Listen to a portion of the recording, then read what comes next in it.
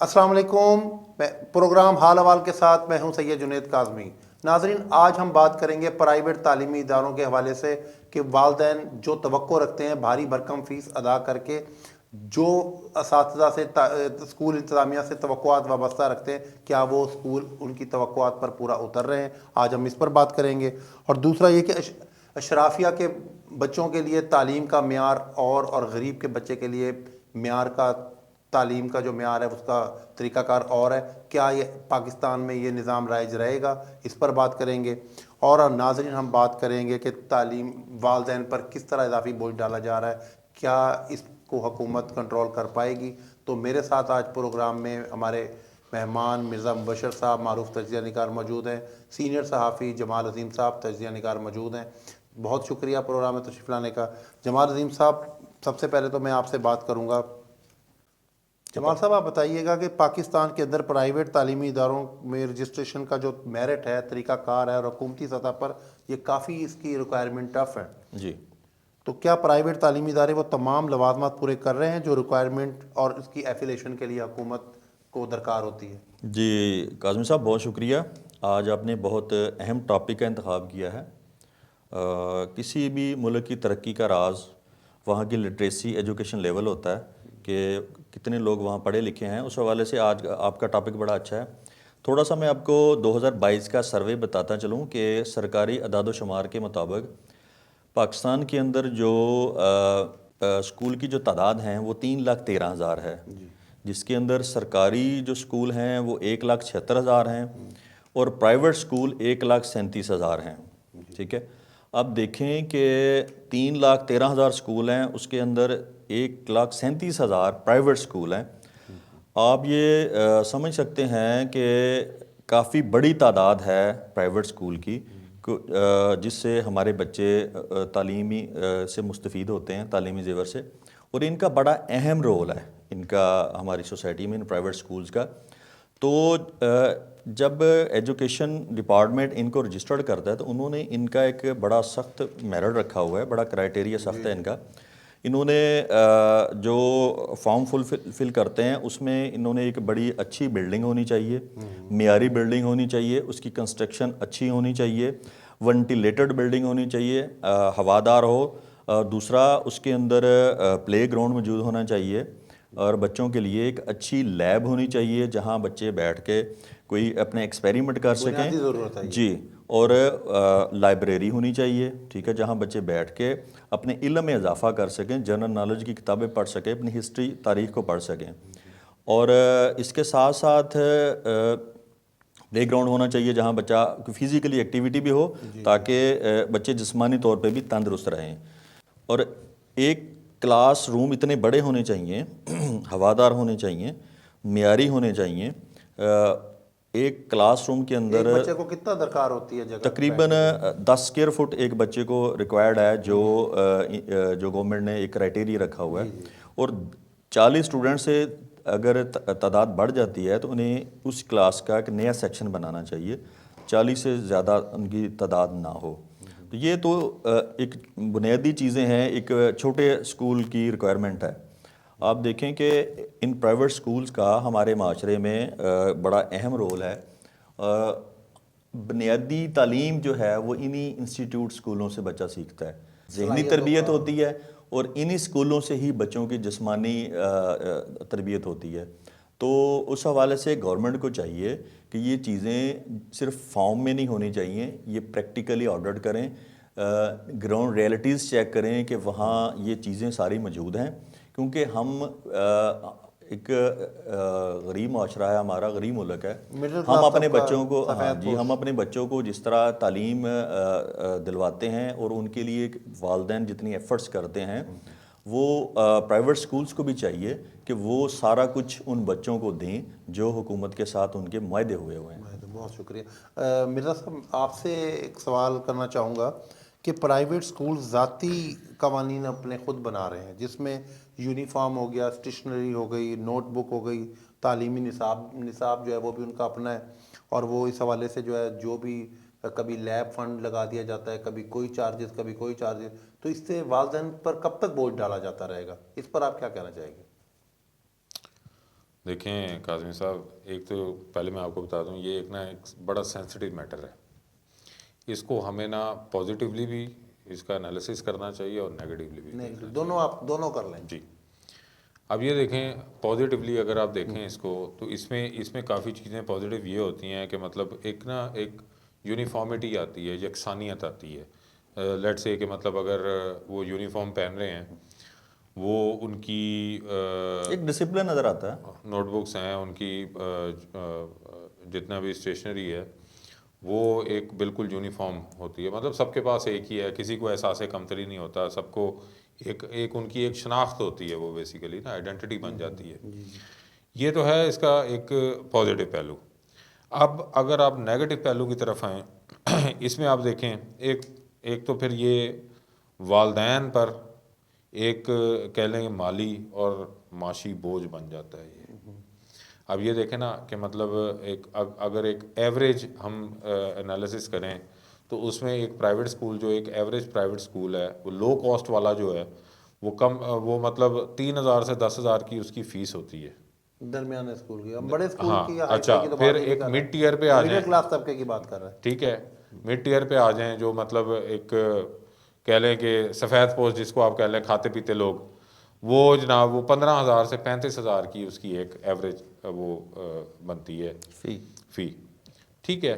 Premium class میں آ جائیں تو وہ پھر 40 سے اوپر 80 تک، اور پھر آگے وہ الگ چیزیں ہیں. پھر کہنے کا مقصد ہے آپ یہ دیکھ لیں کہ اس میں پھر نا منوپلی آ جاتی ہے، اجارہ داری آ جاتی ہے. آپ یہ دیکھیں نا کہ مطلب ایک آپ کو فیل ہوتا ہے کہ یہ تعلیم تو آپ کو مل ہی نہیں رہی ہے، تو ایک پیور کاروبار ہے، بزنس ہے.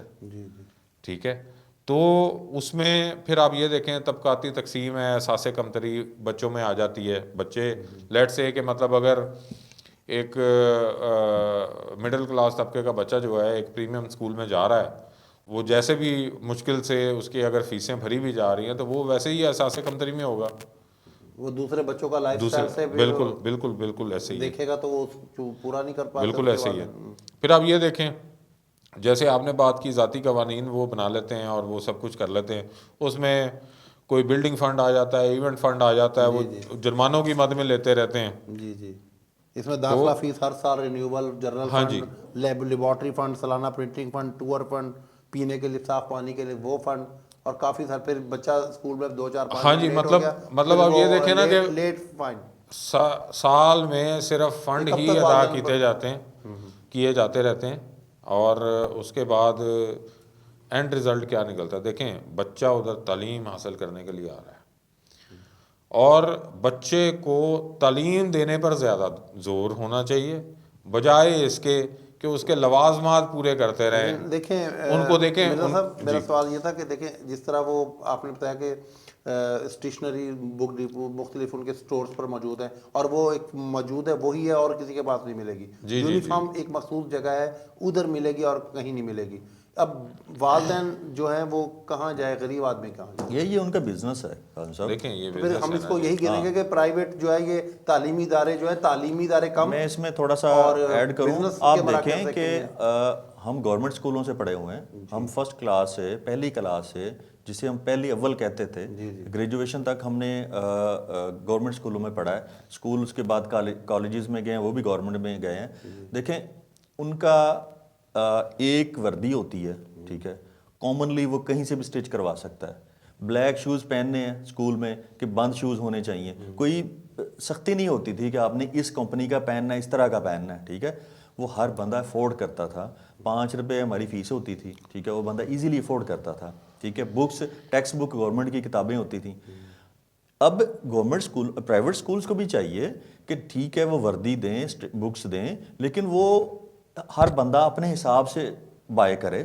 بک ڈپو سے ایک بندہ وہی کتاب، مجھے یاد ہے کہ ہم نوٹ بک ایک 50 روپے کی بھی آتی تھی، ایک 20 روپے کی بھی آتی تھی. ٹھیک ہے، ہم وہ 20 روپے والی لے لیتے تھے. ٹھیک ہے، کوئی 50 والی لیتا تھا. ٹھیک ہے، کہانی یہ ہے کہ وہ باؤنڈ نہیں، ہم باؤنڈ نہیں تھے. لچک دینی چاہیے. اب بچے باؤنڈ ہیں. اب یہاں تک ہے سر، میں بتاتا ہوں یہ صورتحال ہے کہ ایک بچہ دوسری کلاس کا جو ایک فیملی میں ایک 6 میں وہ 7th میں ہو گیا تو وہ اپنا سلیبس پچھلی کلاس کو دے گا. ایسا ہوتا تو تھا بالکل ماضی پرائیویٹ اسکول میں ایسے نہیں ہوتا. وہ ہر مرتبہ انہوں نے ایک بک ساتھ چینج کر دیتے ہیں اور کہہ رہے ہیں کہ ہم سے پورا سلیبس لیں. ٹھیک ہے. ہمیں یاد ہے کہ ہم جب ایک کلاس نیکسٹ کلاس میں جاتے تھے ہم وہ بکس اپنی جونیئرس کو دے دیتے تھے, وہ سارا سال وہی بلکہ بک استعمال بینک کرتے قائم ہو گئے تھے. تھے. ہاں جی, بک ٹھیک ہے نا. بک بینک بھی ہاں, قائم ہوتے تو تھے. یہ کلچر ہی چینج ہو گیا, یہ ایک ٹوٹل بزنس بن گیا ہوا ہے. بزنس ہے, ٹھیک ہے. کاروبار ہے. تعلیم دینا ایک اور چیز تھی. یہ اب میں چاہتا ہوں کہ گورنمنٹ کو چاہیے ان کے اوپر اس طرح کی پالیسیز بنائیں, چیک اینڈ بیلنس ہونا چاہیے کہ آپ کا کام صرف بزنس کرنا نہیں ہے, آپ کا کام تعلیم دینا ہے. ٹھیک ہے. اور پرائیویٹ سکولز کے اندر آپ دیکھ لیں, پرائیویٹ سکولوں کے اندر ہوتا کیا ہے, ایک سمپل گریجویٹ لڑکا, کم عمر کا لڑکا یا ایک ہماری بہن وہ سکولوں میں جا کے ٹیچنگ شروع کر دیتی ہے, ان کا کوئی ایکسپیرینس نہیں ہوتا. مجھے بتائیں یہ جو سکولز ہوتے ہیں یہ یہاں سے ہی بچوں کی گرومنگ ہوتی ہے, یہیں سے بچے سیکھ کے نکلتے ہیں, یہیں سے ان کا نالج امپروو ہوتا ہے. انہی بچوں نے آگے ہمارے ملک کی باغ دوڑ سنبھالنی ہے. انہی اسکولوں سے ایک سائنٹسٹ بننے ہیں, انجینئر بننے ہیں, جنہوں نے پوری دنیا کا مقابلہ کرنا ہے. جہاں چھوٹی چھوٹی بلڈنگ, چھوٹے چھوٹے کمروں کے اندر ایک غیر معیاری تعلیم دے رہے ہوں گے اور ایک ٹیچر ہے اس کا اپنا مینٹل لیول اتنا محدود ہے, وہ بچوں کو کس طرح گروم کرے گا. سیلری بھی پھر اگر کم ہوگی تو پھر اس طرح کے تو ڈیفینیٹلی معاملات ہوتے ہیں. اچھا جمال صاحب, ابھی آپ نے بات کی تو میں آپ کی بات سے ایک بات اخذ کرتا ہوں کہ پرائیویٹ تعلیمی اداروں سے جو فارغ التحصیل بچے ہیں جی وہ ملک و قوم کے لیے کیا ایسی کوئی خدمات کوئی آئی ہو جس نے کوئی 20 سال پہلے یا آج مستقبل میں اس کی کوئی ایسی خدمات ہوں کہ وہ اپنا پرائیویٹ میں پڑھا ہو. زیادہ تر تو گورنمنٹ اسکول کے پڑھے بچوں کی. قاضی صاحب جہاں تک تو ہے, دیکھیں جو سکولز ہیں یہاں سے اتنے شائننگ بچے تو نہیں نکلتے, کالجز سے آگے جا کے ان کی باقاعدہ ایک اچھی پروفیشنل تعلیم شروع ہوتی ہے. لیکن یہ مجھے پتہ ہے, میرا ایکسپیرینس بھی ہے کہ گورنمنٹ اسکولوں کے اندر جتنے بھی ہمارے معاشرے میں جو اچھی پوسٹ پہ جو جابس کر رہے ہیں اور کوئی ڈاکٹر انجینئر جو بنے ہیں اور جو کہ جن کے بڑے نام ہیں, جنہوں نے ترقی کی ہے, کوئی بزنس مین بنے ہیں, وہ سارے گورنمنٹ اسکولوں سے پڑھے ہوئے ہیں. وہ سٹرگل کر کے آتے ہیں. ٹھیک ہے. انہیں پتہ ہوتا ہے کہ ہم نے ٹیچرز نے ہمیں سکھایا ہوتا ہے, اور وہ پرانے ٹیچر ہوتے ہیں, ان کا اپنا ایکسپیرینس ہوتا ہے. ہر سال مجھے یاد ہے کہ ہمارے اسکول, میں جس گورنمنٹ اسکول میں پڑھتا تھا تو ہمارا ڈویژن میں کوئی نہ کوئی جو ہے نا ہماری پوزیشن ہوتی تھی. ٹھیک ہے. وہ چند سکول ہمارے شہر کے میں ہیں جن کی ہمیشہ کوئی نہ کوئی پوزیشن ہوتی تھی.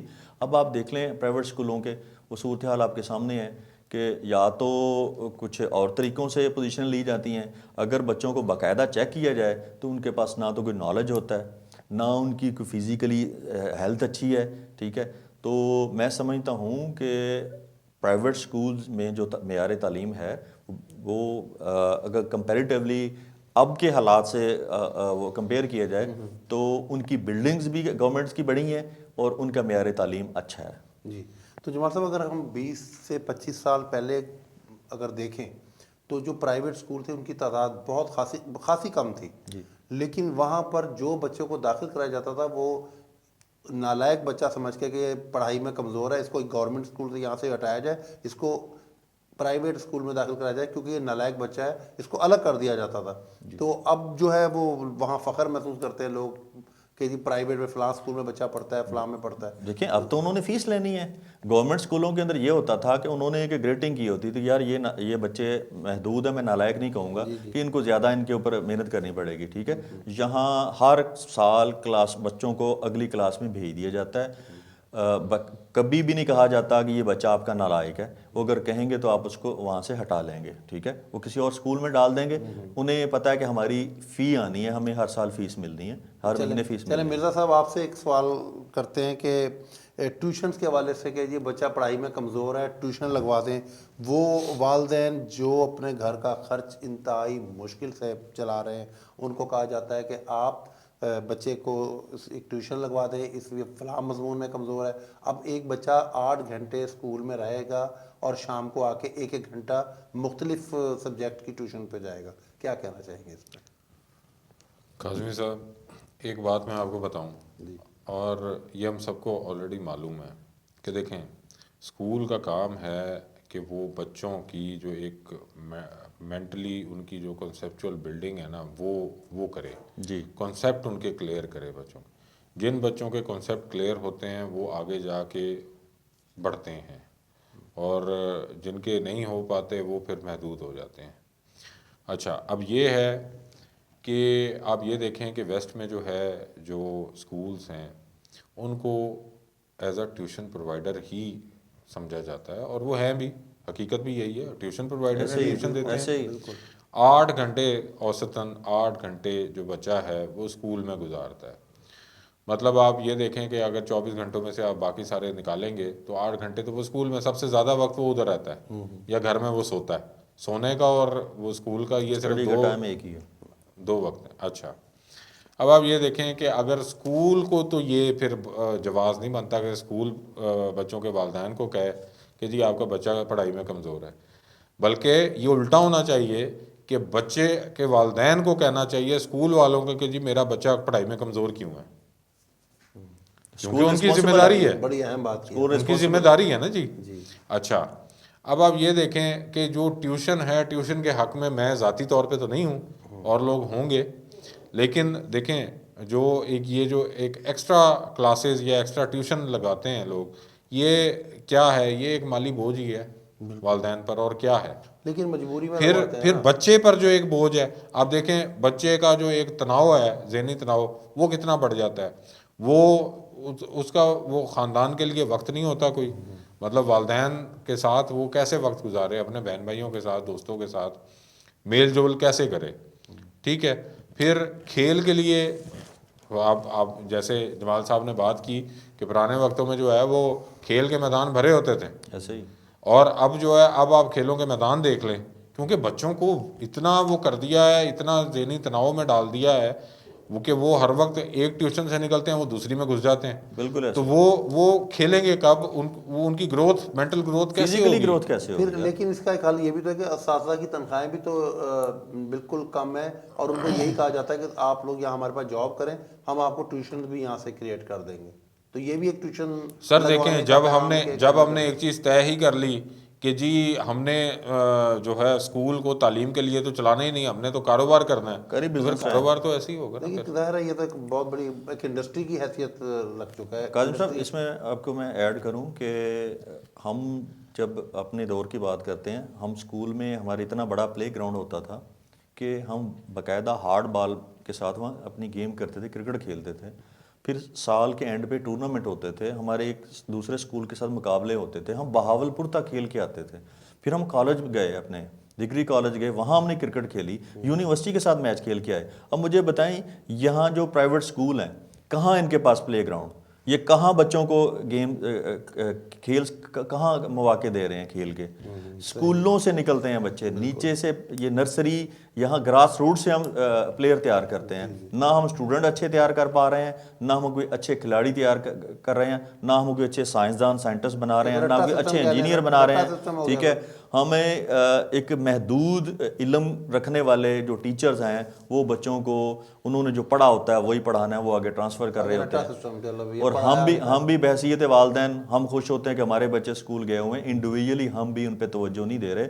ہم اگر ہماری ذمہ داری میں بھی شامل ہے کہ ہم اپنے بچوں کو انڈیویجولی چیک کریں، ٹھیک ہے، ڈے بائی ڈے، اور ان کو باقاعدہ بکس ریڈنگ پہ لے کے آئیں، یہ موبائل سے جان چھڑوائیں، بک ریڈنگ پہ لے کے آئیں، وہ کتابیں پڑھیں، ان کا نالج امپروو ہو۔ جی بہت شکریہ جمال عظیم صاحب، آپ نے وقت دیا۔ مبشر مرزا صاحب آپ کا بھی بہت شکریہ۔ تو جی ناظرین، ہمارے پروگرام میں مہمان آپ کو تفصیلات سے آگاہ کر رہے تھے کہ کس طرح پرائیویٹ تعلیمی اداروں میں بہتری آ سکتی ہے، اور کس طرح پالیسیاں بنا کر پرائیویٹ سکولز جو ہیں وہ بچوں کو اچھی تعلیم دے سکتے ہیں۔ ناظرین، یہاں ہم آپ کو بتاتے چلیں کہ اس پروگرام کے حوالے سے ہمارا مقصد کسی پہ تنقید کرنا نہیں ہے، یہ صرف ایک اصلاح کے حوالے سے ایک ڈیبیٹ کر لیں یا ڈسکشن کہہ لیں، یہ ہمارا مقصد ہے، کسی پر تنقید کرنا نہیں تھا۔ اگلے پروگرام کے ساتھ حاضر ہوں گے، اجازت چاہتے ہیں، اللہ حافظ۔